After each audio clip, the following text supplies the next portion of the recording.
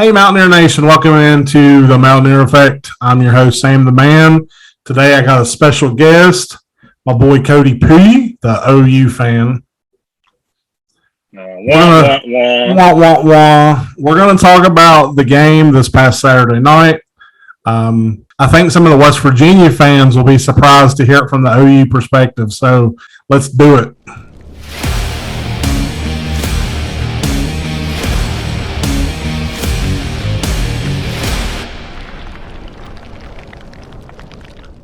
From an OU fan perspective, what did you think of the game Saturday night? I think both teams were just playing to lose. It was one of the absolute out of all the games that West Virginia and OU have played, the worst one. It's not even close. I agree completely. I think it was one of the most sloppy, boring games. And it's not because it was a defensive game, but it was a battle of attrition between who wants to do just enough to win the game. And that's the thing, is it's not as much that Oklahoma won as West Virginia lost, or vice versa. I mean, nobody really did anything special to win. OU just didn't quite make the mistakes West Virginia did, is how I look at it. We said it would come down to the quarterback play because Daggy and Spencer it's so weird because they play very similar. Like, I don't think that Spencer is I think he is obviously a far better quarterback, but I don't think he's as light years ahead of him as people think. But yeah, a lot of people, and I saw some comments and stuff about it on the video, your halftime report, about our fan base.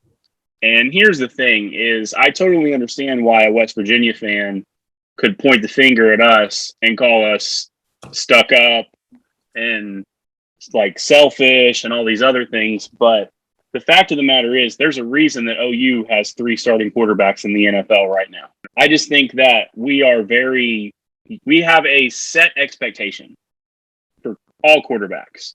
And Spencer came in and was like a 5-star recruit, and he was on QB1. A lot of people have seen, that's why a lot of people don't like him from the jump, is because of his behavior on QB1. And for a while, I was like, I'll give him a pass for being arrogant, and because, I mean, if he's as good as he says he is and as everybody else says, he can be as cocky as he wants. But that's the difference, is when we're talking about the expectations in a quarterback.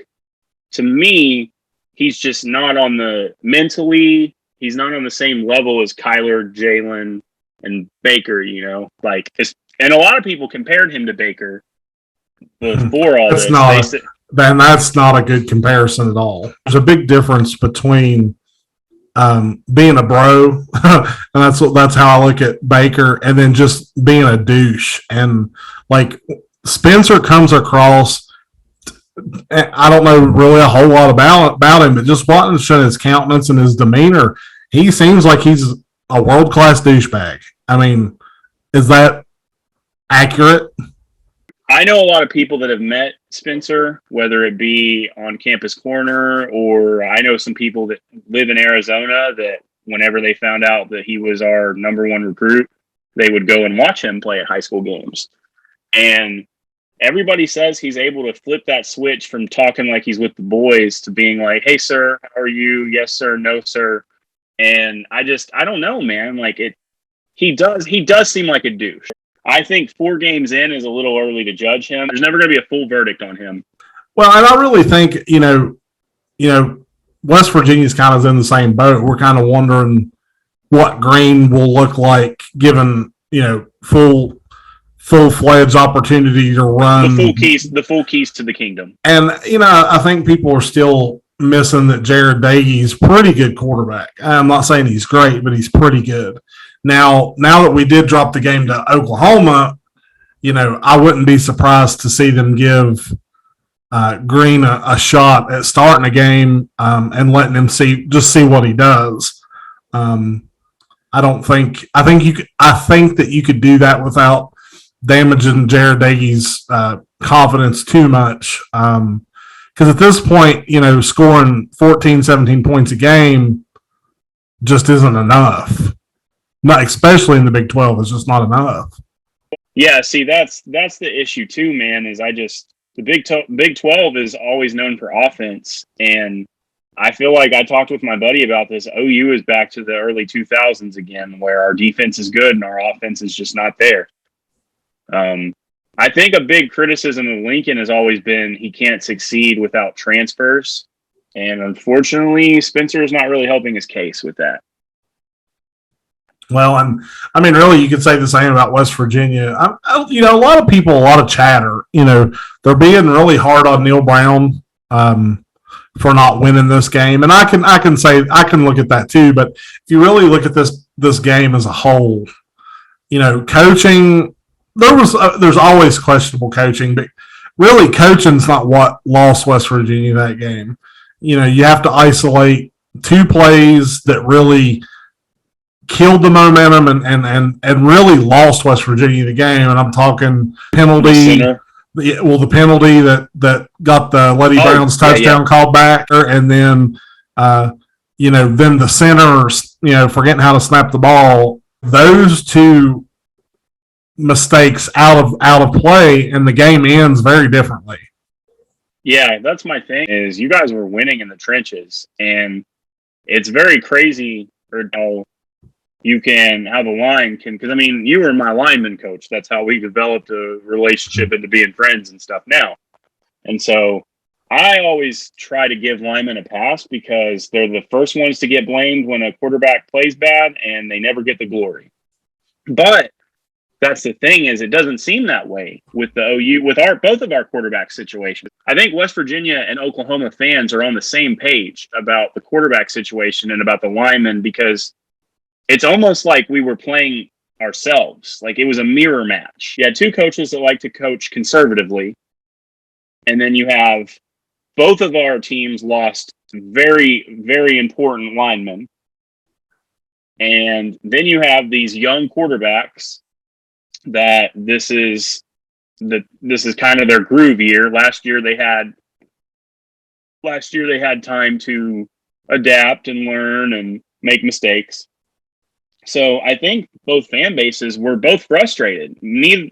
Our goal when we talked in that video was that we were hoping that this game would show us what our teams are supposed to be. And ultimately, I'm worried as an Oklahoma fan. I don't know that if we were in West Virginia that we would have won that.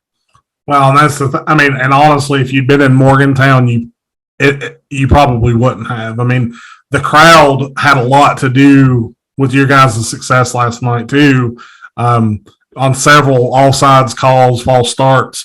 I mean, I even commented to you during the game that they needed to turn the commentators' mics up because you couldn't hear them. Yeah. I mean, it was that loud, and West Virginia. I feel the same way about West Virginia, though. I don't know how to feel about them going on the road or playing at home. I don't really know how to feel. The one thing that us West Virginia fans can hang our hat on, Neil Brown, even though sometimes I want to punch him, he will always keep you in a game to give you an opportunity to win. And up to this point, we haven't had the players that could seize the moment. And once we start getting those players in, Nico Marischal is a perfect example of a winner. He leads his team to victory. Once we start getting that mentality of players in, things will change. Having a coach that will help keep you in a game and give you an opportunity is more than most programs have. For all the complaint I do about him being ultra conservative, I do like some of the fourth down calls that he made last night. I think he was showing that he does have it in him to go for it when he knows he needs to. And Lincoln Riley did the same thing last night. I was actually proud of both coaches for some of the third and long calls that they made and some of the fourth down calls that they made. West Virginia's defense stopped dropping 8 on third and long. I was really proud to see that. I mean, there was a lot of progress shown on both sides. So Sam, how did you feel personally about the running game in this game? Because I think we both were expecting a very run-heavy offensive game, but I mean, that's what was frustrating me is when they showed that stat of both of our running backs having a total of one of them had 20 yards and the other one had 15, I've never been so angry. I really think, and here's something you got to realize too about that. I think that stat, if you looked at broken tackles, was very low. I think what you saw was defenses that know how to tackle and defenses that were wrapping up at the line of scrimmage and not letting, Letty Brown or you guys as running back break free through that to the second level. I think that's what you saw. And, that's not the norm for OU or West Virginia. I mean, No. we're used to watching, Letty break tackles. OU's used to watching the running back break tackles, and it just didn't happen last night. When that happens, I mean, your stats are going to be super low and your running game is going to be super ineffective. And I think that was one of the things that Neil missed out on, especially in the second half. I predicted that we would see more Green in the second half to try to stimulate that run offense, and it just didn't seem like that happened. Yeah, that to me, man, that goes back to the Peterson days, the Slayton days. Both of us have been very accustomed to seeing solid running backs, and it was very odd because they always have their season high typically against each other, it seems. Well, it was just an odd game. I mean, I know in the top 25 OU dropped, which is good. That might actually take some pressure off you guys. I don't think we should be in the Final Four talk right now. Well, and I don't either, but I will also say I picked Oklahoma to play for a national championship this year, and I still do stand there. I think defensively, you have a national championship caliber defense, the defense that you could win a national championship with. I think if the offense can find itself and play Big 12 style ball, I mean, anything can happen. And I'm not as down on Oklahoma as most people are right now. I still think they're still trying to find their offensive identity. They're waiting on Spencer to step up and lead the team. And I think, after hearing the crowd chant for your backup quarterback, that might be just what it takes for him to settle himself in and play some good ball. It shouldn't take that. It shouldn't take fans booing him and chanting. And it wasn't even, I'd like to address that too, is that everyone is acting like it was the entire stadium that was doing it. It was just the student section. And personally, I see both sides of it. I see the sides of the people saying don't do that, because to me it is kind of the equivalent of tagging a recruit in a post or tagging a player in a post. Whenever anything NFL on is fair game. If you're a professional athlete and you can't handle people talking shit about you in your mentions, you shouldn't be a pro athlete. But my thing is that I see both sides of it. I don't think that the fans are wrong to boo him or to chant, "We want Caleb." And I also don't think people are wrong to criticize OU for doing it. I can see both sides of it. But, I mean, like I said earlier, it's because we have an expectation. Well, and then you combine that expectation with the image and likeness money that Spencer's making, and that all of a sudden you like the concept changes, because you can't say, well, they're not professional athletes, so we shouldn't be that. But it's like, they're making a lot of money now off their names. You either produce or you get what's coming. And so I'm kind of torn there, because at the end of the day they are just kids, and they're just trying to play college sports. But when you add the money, the kind of money that especially Spencer Rattler's making, signing autographs and stuff, I mean, you kind of understand a little bit. Your expectations go up a little bit. And I think that's what it is double the amount of expectations from OU fans, because I do agree, your quarterback, and then all the money he's making, that kind of makes you say, come on now, it's do your part. It's almost like he thinks his draft stock can't drop at all. I mean, like I said the other day, he could be playing horrible on purpose so he doesn't get drafted by Houston or something. But well, I mean, I don't know, man. I don't, that's the thing. Draft stock for quarterbacks are funny because, whether you go high or you go low, you're going to end up in one of the New York teams or you're going to end up in a dumpster fire no matter what. So, you just got to accept the fact that if you get drafted by the Jets, you're going to suck. You're not going to suck. It doesn't matter who you have at the quarterback at Jets. They're the Jets at the end of the day. Yeah, I mean, when you get drafted where the front office is terrible, I mean, that's just what it is. But I know moving forward for West Virginia, personally, I think it's time to give Green a start. I've chosen in the past to love Daggy, and I still do, but I really do think it's time to give Green a start and let him see what he's going to do. Texas Tech is a game that West Virginia has always struggled with Texas Tech. But I do think that would be a good game to get Garrett Green started in just to see how he does. It can either give you a glimpse of the future or the present that could be, or it also could inspire your starter to maybe pull their heads out of their asses, basically.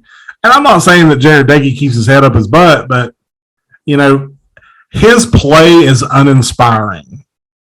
And I will say that, on that last drive when Spencer was driving them down the field, I knew we were going to lose. The minute they took the ball over, I knew. And that's the one thing I can say about Spencer is there's a confidence there that is very professional. I will say that about him. He's got an in-game confidence that's very professional. And I knew when they got the ball that he was going to beat us. I think he did too. But the thing is with the caliber of quarterback he's supposed to be and the caliber of team that you guys have, it shouldn't have come down to that. No, I agree, man. Most of the OU fans I knew, we were very nervous about this game. OU fans, we have expectations, as you and I have mentioned multiple times in this podcast. And we never expect – our offenses are expected to go out and put up 30 to 40 points a game against non-cupcake teams. And even some borderline mid-tier teams we have struggled against. We expect 40 points a game, minimum. I know that's very arrogant to say, but when you have an explosive offense every year and you're a top 10 team every year, you have expectations. Yeah. And that's the thing is the offense has not been living up to what we're used to. As a West Virginia pragmatist, that's just what I want to get to, where we can expect 40 points a game and we can expect this out of our players and expect this out of our coaches and expect this out of our quarterbacks. And that's not a bad thing. West Virginia is the 15th most winning program in FBS history. And that means something. But we'll just have to go on and go forward and trust the climb. But that'll do it for us tonight. I'm Sam the Man. This is Cody P. This is the Mountaineer Effect. Tune in throughout the week. I'm going to be discussing West Virginia, Texas Tech. So let's go Mountaineers. Texas sucks. Texas does suck. Texas sucks.